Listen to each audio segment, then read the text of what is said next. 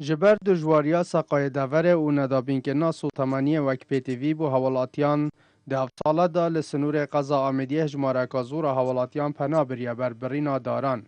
و وی چنده جی نرازی بون لدف بشا کازور آکنجی انگون ده دوره درست کری یکو دیبیجن جینگه ها دوره هاتیت اگدان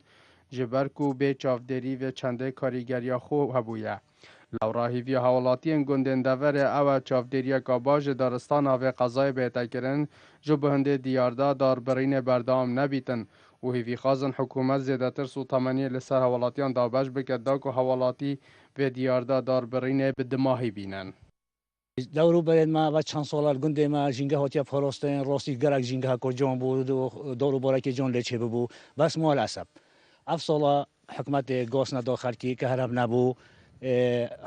عالم مجبور بود منطقه کو چیویا پناه برابر دار برینه و ام په نخوش بونشی بس خرجی مجبوره چون که حکمت هوری کوریون نکه صار دنیا مجبور دار برین در ویدیو حکمت چورکه به حل بین نفت عالمه کوره بشه خوش کن دا جینگه ها ما بیت پرستن هکت تو سحکه ما دولت اجنبی دولت اروپی تو بعد شروطی ها تو بعد جینگه ها چند جانه امج حس کن ولات ما کردستان ما ولی بهتن حوالاتی یک دینجی دیارد کرد که اگر حکومت وک پیتوی هاری کاریا خلک نکد خلجی ناچار دارا بکار بینید او دیارد کرد حکومت لسر وی که یا دیار رازیه.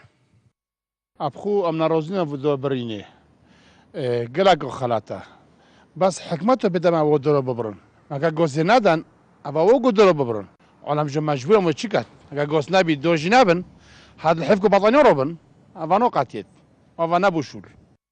دف سالا در جواز سالم بوری اجمارا کاسور حوالاتی قضا میده دست به برینا داران کریا و گلک جگندن و دور نارازی بون جوه چند دیار کریا و داخازت کن که اف دیار ده به دمایی بهتن و حکومت زیدتر هاری کاریا حوالاتی هم کرد.